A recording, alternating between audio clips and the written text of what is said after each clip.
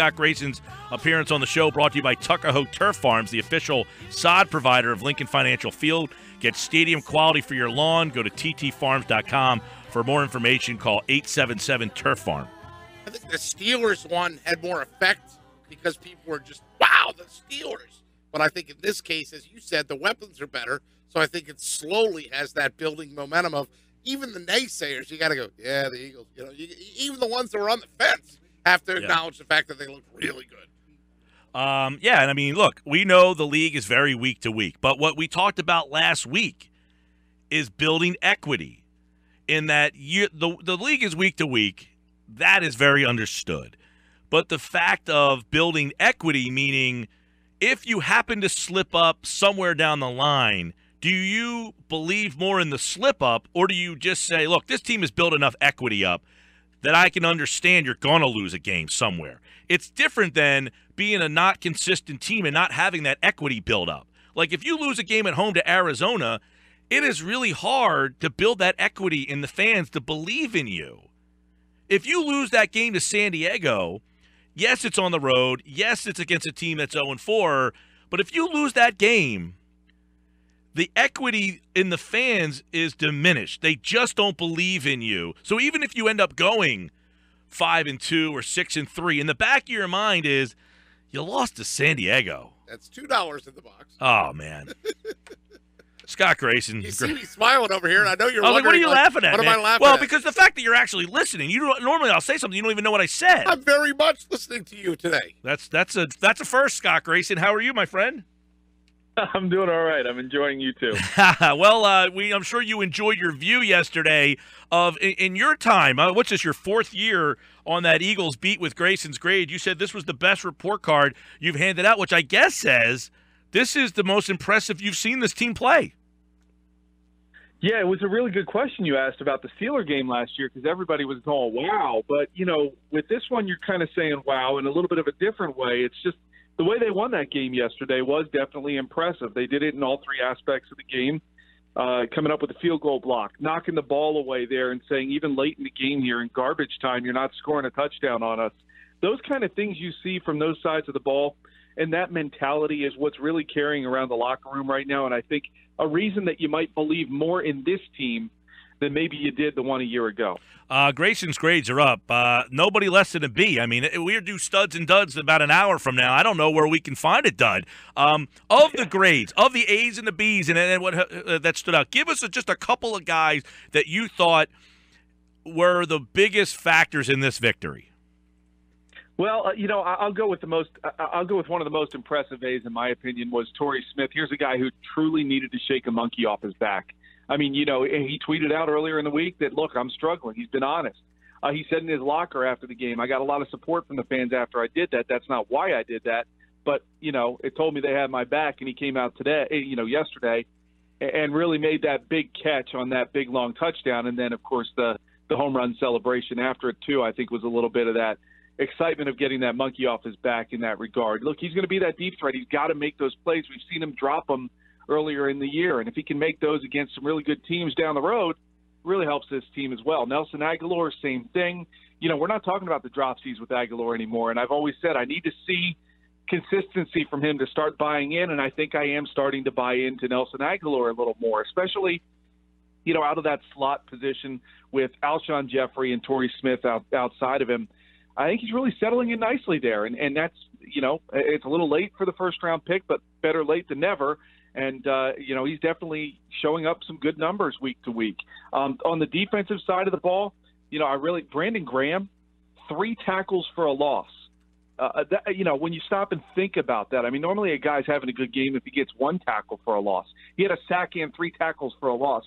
That's how much of a factor he was against the run in that game. Carson Wentz, look, he had 4 touchdown passes, a career high for him. They had 3 in the first quarter alone. I just saw him take a step forward. I mean, look, he was hitting the deep passes, and we've been wondering where has that been earlier this season. He was overthrowing guys. I think he needed it as much as Torrey Smith did to hit those balls. So I was really impressed with that. And then you also go, and I think you got to point out the offensive line. Been real solid, and now that it seems to have found some sort of consistency, here we go with Lane Johnson, who's probably not going to be available on Thursday night. Scott Grayson with us. Scott, you also wrote an article on 97.3 ESPN.com asking the question and saying the Eagles are good, but are they great? So are they great? I think that's still – I agree with the players. I think it still remains to be seen. But, I found myself at times during that game asking myself that question. That's when I thought, this would be kind of a fun topic to explore. And in the locker room, I was asking some of the players, and you see within that article some of what they had to say. You get a guy, a true veteran like Malcolm Jenkins, who's like, hey, none of us signed up to win 4 games. So, it's really spot on in the moment saying, look, this isn't what I want. This is where we want to be right now, but not what I want. And so, you hear that and you see that, and I think that's what they need to say. Behind closed doors, I think they are. And you hear Torrey Smith kind of mention it a little bit. He's been on teams. He's been on other teams. But there's a feeling around this one, the closeness in this locker room, the chemistry, the belief from each side of the ball on the other that they're going to make the plays they need to make to help each other out. And that's a rare thing to find. So I think this team does have the potential to be great. Is it there yet? No, but it's definitely on the right track. I know you talked about how the grades were kind of easy this week, but what I want to get your take on is you sent us a lot of audio from guys that you were talking with after the game. What's the sentiment around that team in terms of last year you were in that locker room when they were 3-1, and now you're in this locker room with a team that was 3-1, now 4-1. Do you sense that they have a different swagger or confidence about them this year? Yeah, I do think it feels different. I did find myself thinking about that as I left the locker room yesterday because those guys, they've been here before in the past, so I think that they know to temper this with, hey, the reality of the NFL is we haven't done anything yet. Now, you take a look around, and it is a little bit different when you take the step back, the 20,000-foot view, whatever you want to call it. Look, they've won the last 2 weeks while everybody else in the division has not. So you start seeing this team pulling away. And, I know that they're starting to recognize that stuff, too, when they look at the standings.